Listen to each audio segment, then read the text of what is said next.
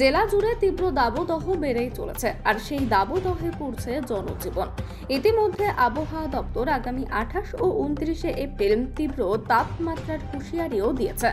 এর সঙ্গে সতর্ক ও সচেতন করেছে জনমানুষে, যাতে তারা কোনো রকম এই তীব্র দাবদাহে প্রয়োজনীয় কাজ ছাড়া না বেরোয়। অন্যদিকে এই তীব্র দাবদাহে একটু হাঁটতে গিয়ে জল কষ্টে ভুগছে টোটো, অটো, ট্রাক, বাস সহ রিক্সা পুলার ভাইরা।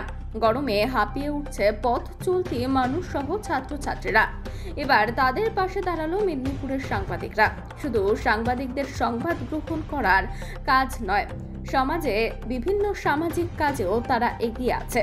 তাই এদিন মেদিনীপুর কলেজ সংলগ্ন চম্বুর চকে দীর্ঘদিন ধরে আড্ডা মারা সাংবাদিকরা তারা একটি জলছত্রের আয়োজন করেছিল। রীতিমতো টেবিল পেতে সেই জলছত্র থেকে শরবত বিতরণ করা হলো পথ চলতি মানুষদের উদ্দেশ্যে।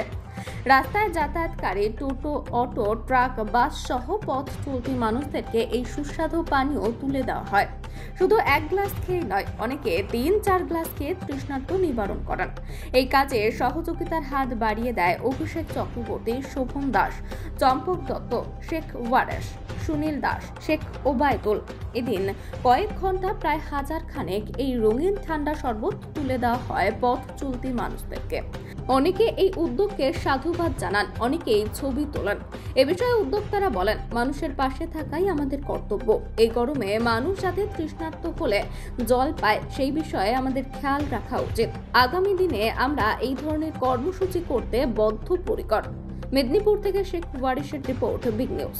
সূচক যারা আমরা সাংবাদিকরা মাঠে ঘাটে কাজ করি, তাদেরই উদ্যোগে একটা জলছত্র অনুষ্ঠান, যে অনুষ্ঠানের মধ্য দিয়ে আমরা পথ চলতি মানুষ এবং যারা স্টুডেন্ট, বিশেষ করে যানবাহন চালক, ড্রাইভার, কন্ডাক্টর, তাদের হাতে ঠান্ডা পানীয় তুলে দিলাম, যাতে এই তীব্র দাবদাহ থেকে তারা সুস্থ হয়, বাঁচে এবং তৃষ্ণা নিবারণ হয়। কিছুটা স্বস্তি পাই সাধারণ। প্রায় 1000 খানেক গ্লাস আমরা আজ তাদের হাতে তুলে দিয়েছি।